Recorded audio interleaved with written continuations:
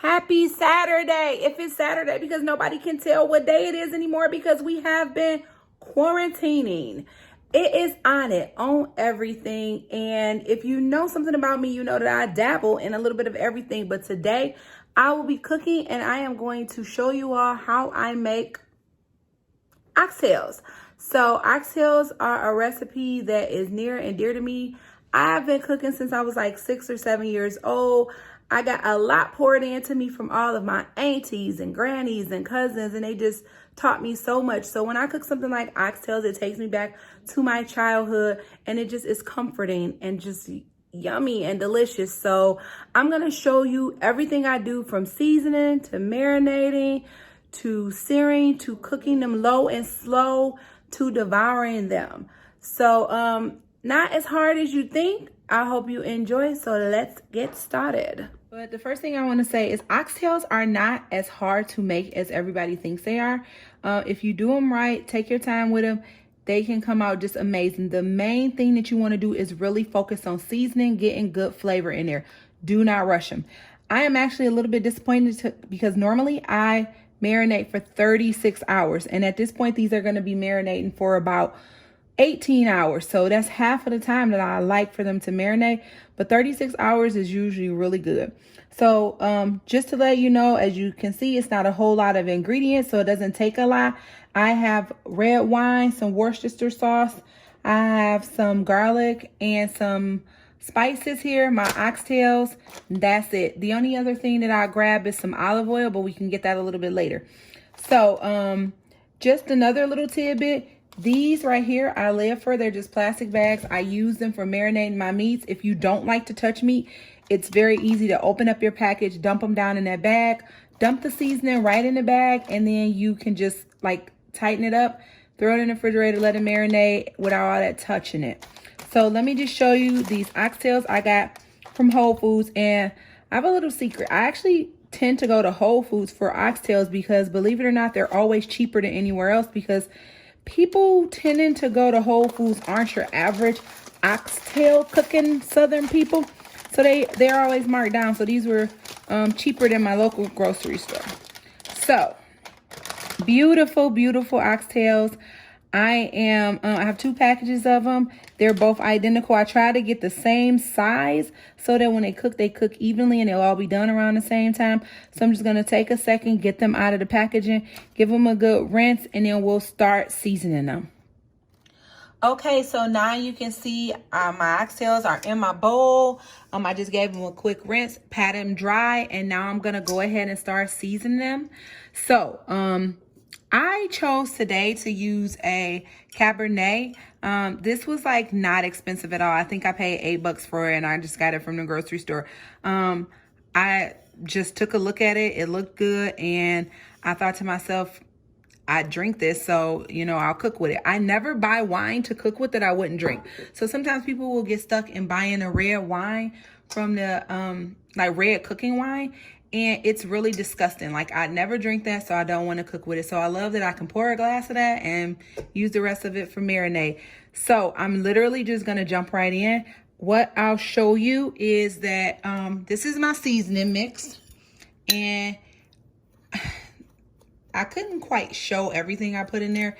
But I'll tell you, this is a mixture of granulated garlic, onion powder, some Italian season, paprika, a mixed seasoned salt that has garlic and pepper and cayenne in it, lots of salt.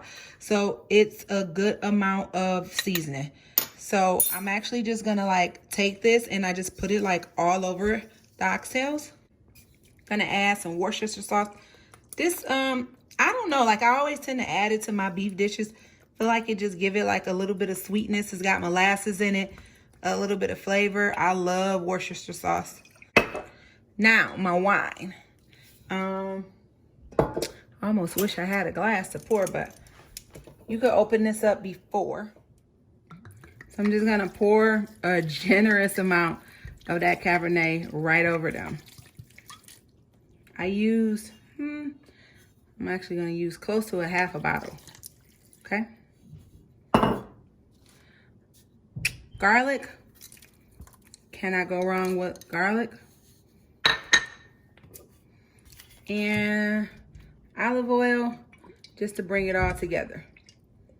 That is it. Okay, we're back and I've got my oxtails in the marinade bag, and like I said, I just use plastic bag. I actually get these from the butcher. If you ask nicely, they're generous to give you some. But this is really like a foolproof, like idiot proof method. You put the oxtails in here with all those seasoning, that oil and garlic, it is bound to just turn out delicious. Next, these are gonna go into the refrigerator, and they'll be in there for about 18 hours. And I just suggest that every 4 to 6 hours when you go into the fridge, kind of mix them up, flip it over, make sure everything is getting some time to soak so that all the flavors get through. And that's really it. Okay guys, we are back and it's actually 21 hours later. I overslept a little bit, so the meat got seasoned and marinated a little longer than I was expecting. I'm happy about it because if you remember yesterday, I said I actually like them to be in for 36 hours. But to compensate, I added a little extra salt in, and hopefully they'll get all the flavor that I'm expecting them to have. So you usually may not see this part in the recipe, but I thought it was really important to show you something that I do that I believe may be a little bit different. So just stick with me. Right now, I'm going to remove the oxtails from the marinade bag, and they're going to go into this bowl. And the reason that they're going into this bowl from the bag versus the bag straight to my cast iron skillet over here is because there's one little extra thing I do that I think you guys should see. So this gave me a fair amount of liquid, but definitely not enough to cover my oxtails while they're cooking. It's really important that you have enough liquid with the meat so that it stays moist, it stays tender, and that it doesn't dry out while it's cooking. So I probably have just a little over a cup of liquid here, where I'd rather have close to 2.5, even maybe 3 cups. So what I'm gonna do is add some chicken stock concentrate, and just to increase the amount of liquid. So you may ask, okay, we're cooking beef, why are we going with chicken? I am not the biggest fan of beef stock. I like when I make it myself, but I definitely don't like to use store-bought beef. But chicken doesn't bother me. So that's just about a tablespoon of the stock concentrate, and I'm gonna add in about 1.5 cups of water.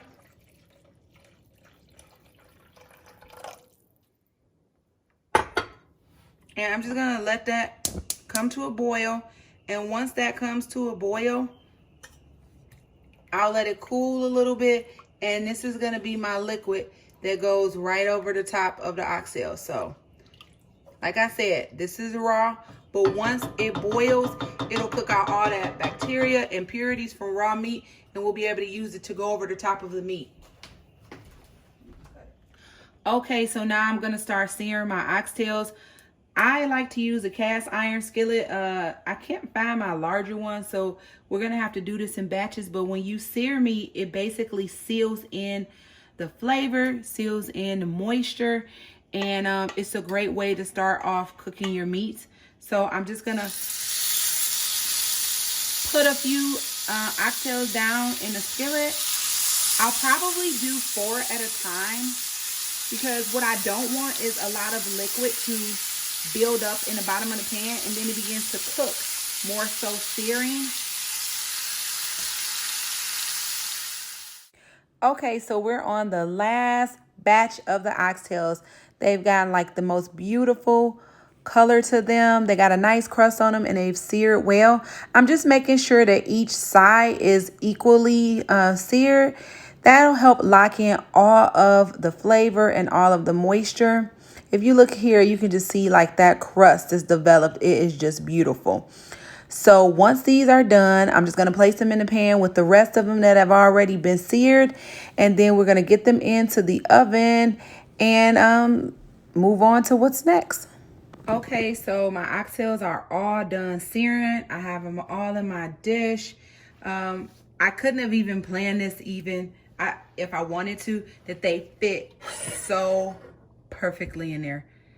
They look amazing right now, but unfortunately they are not done.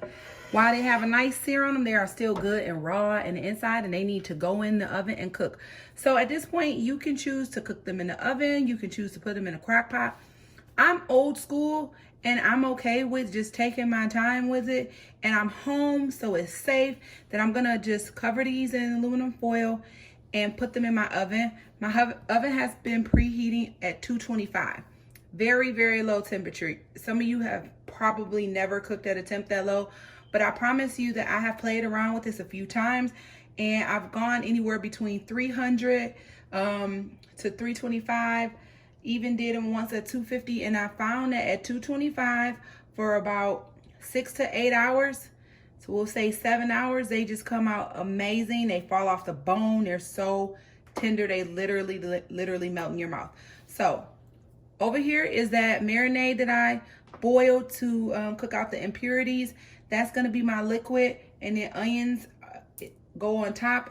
I cover them, they go in the oven, and that is it. So I cut up 1 full white onion, and I literally just like take the onion and put it over the top. These taste so good when it's all done. Like, this is my favorite part of it. My kids, they don't like onions, so we're able just to pick them out, but they just go right over the top. And my juice is gonna go right in there. I'm gonna cover them, and into the oven they go.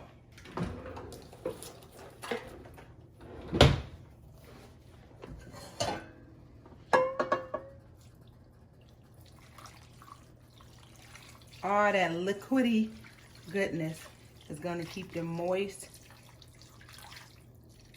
All that garlic that was in the marinade, you see coming on top.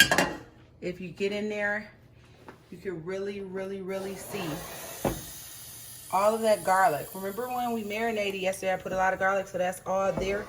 So I'm gonna just cover these with some aluminum foil and stick them in the oven and just wait. And I'll come back and show you how it all comes together.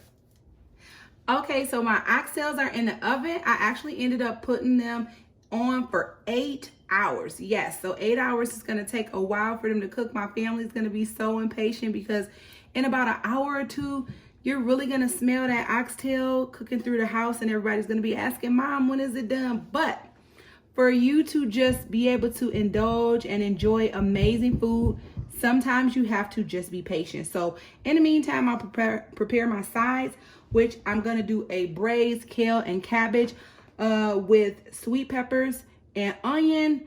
I'm gonna have some roasted carrots and mashed Yukon Gold potatoes. So this isn't the main part of my video. It's all about the oxtails, but I just want to let you know what I'm pairing them with. So those oxtails are very indulgent. They're got a lot of fat in them, a lot of calories, so we're just gonna try to balance it out with some veggies, okay? Okay, so we already have the cabbage all sliced up and cut, and it's in a bowl. Just gonna cut up the carrots and onions and peppers. And we're gonna get this done while the oxtails are cooking. The potatoes are gonna be boiled whole. Okay guys, we are back 8 hours later, and I am very excited and happy with how these came out. You can see putting that juice in there served us well. They are moist and they are tender, and I am ready to just pull these bad boys out and plate them and devour them. 8 hours. My family is starving. We are ready to eat, but I just gotta show you guys how beautiful these turned out. Get into that deliciousness. You can see the steam is still on them. Guys, when I tell you I outdid myself, these are beautiful. Literally falling off the bone. If you look here, you can see like it just fell off the bone. So it's time to eat. And that's it, guys. I got my oxtails with some beautiful roasted carrots, some nice mashed Yukon Golds, and a kale cabbage saute blend. I hope you guys enjoyed this.